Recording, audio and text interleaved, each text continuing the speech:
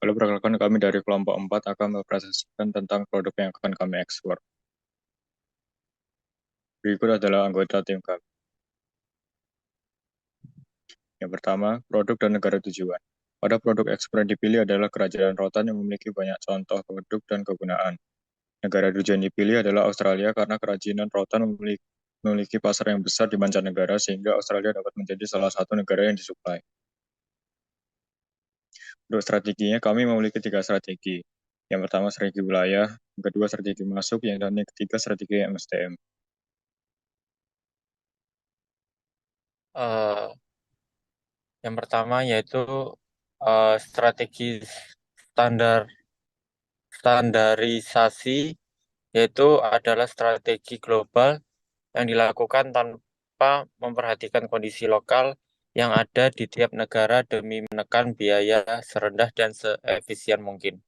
Selanjutnya yaitu strategi lokalisasi yang berfokus pada peningkatan profitabilitas dengan menyesuaikan barang atau jasa perusahaan sehingga memberikan kecocokan yang baik dengan selera dan preferensi di berbagai pasar nasional. Selanjutnya yaitu strategi transnasional, yaitu berusaha menjalankan bisnis secara global, namun tetap melakukan penyesuaian lokal pada tiap negara. Selanjutnya yaitu strategi internasional.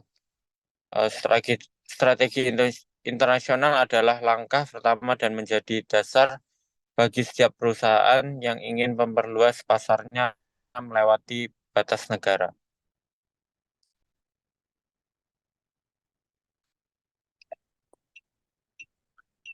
Next Ekspor slide. produk merupakan langkah terbaik dalam melakukan pemasaran global. Di sini, produsen atau penjual akan menjual produk atau jasa di pasar internasional dengan risiko lebih sedikit. Lisensi melibatkan memberikan hak kepada perusahaan di negara lain untuk penggunaan merek, dagang, atau teknologi milik perusahaan. Franchise hampir mirip dengan lisensi, namun perbedaannya franchise memiliki rangkaian peraturan yang harus dipatuhi oleh pemiliknya di negara lain.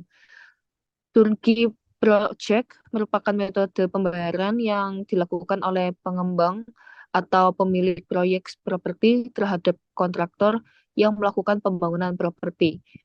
Joint venture adalah dua perusahaan yang mendirikan anak perusahaan baru di pasar global. Bedanya, salah satu perusahaan tersebut harus berjenis lokal, sementara perusahaan lainnya bisa saja berasal dari negara yang sama atau berbeda. Investasi langsung atau foreign direct investment dilakukan membentuk perusahaan baru atau mengkuisisi perusahaan yang sudah ada. Lalu strategi masuk pada produk kerajinan rotan, strategi masuk yang dipilih adalah strategi ekspor karena jika dilihat dari kondisi ideal untuk memakai strategi ini, Indonesia sudah dirasa mampu untuk memenuhi kebutuhan dalam negeri terlebih dahulu. Sudah cukup tinggi ketertarikan masyarakat Indonesia terhadap kerajinan rotan. Selain itu, metode ini meningkatkan nominal devisa dan jumlah negara. Tidak menutup kemungkinan jika kerajinan rotan ini dapat disebarluaskan ke berbagai negara di benua lain seperti Eropa, Amerika, Asia, atau benua yang lain yang memiliki ketertarikan yang tinggi terhadap rotan atau kayu-kayuan tergantung kebutuhan.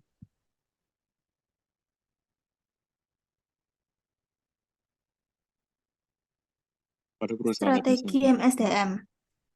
Ada 3 yaitu etnosentris, geosentris, dan polisentris. Pada perusahaan etnosentris, beberapa anak perusahaan asing memiliki otonomi dan keputusan strategis yang dibuat di kantor pusat. Posisi kunci dalam operasi domestik dan luar negeri dipegang oleh manajer dari kantor pusat. Anak perusahaan dikelola oleh staf dari negara asal. Pendekatan polisentris melibatkan manajer memperlakukan setiap anak perusahaan sebagai etnisitas nasional yang berbeda dengan beberapa otonomi pengambilan keputusan. Perusahaan cabang biasanya dikelola oleh pegawai dari negara tuan rumah yang jarang dipromosikan ke posisi di pusat. Pendekatan dari geosentris biasanya manajer mengambil pendekatan global untuk setiap operasinya.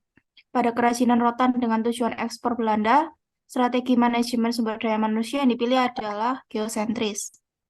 Karena produk kerajinan rotan tidak begitu memerlukan perhatian khusus dalam pembuatan atau pemasarannya.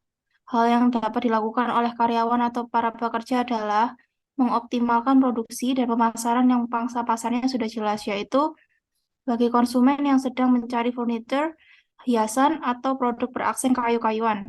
Hal ini juga dapat meningkatkan penjualan karena saat warga lokal yang memegang peranan tersebut akan meningkatkan citra perusahaan terhadap produk-produknya sendiri. Meskipun terkendala dengan mahalnya biaya training pegawai lokal dan relokasi, hal itu sebanding dengan ekspor yang dilakukan untuk pembuatan pabrik produksi di negara tujuan atau mungkin tidak ada kantor di negara tujuan dan hanya terdapat di tim di negara tujuan. Terima kasih.